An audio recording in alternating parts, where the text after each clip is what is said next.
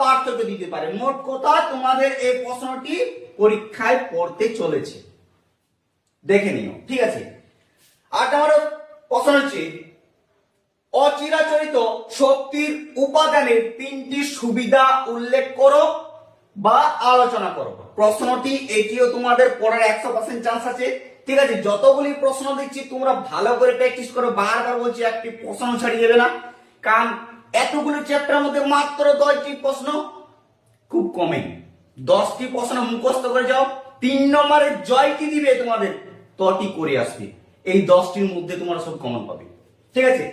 দেখো 9 নম্বর আছে পৃথিবীর আকৃতি অভিগত গোলকের ন্যায় প্রমাণ করো।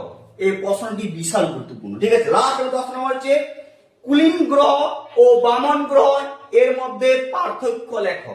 এই যে 10টি প্রশ্ন দিলাম, 10টি প্রশ্ন ভালো করে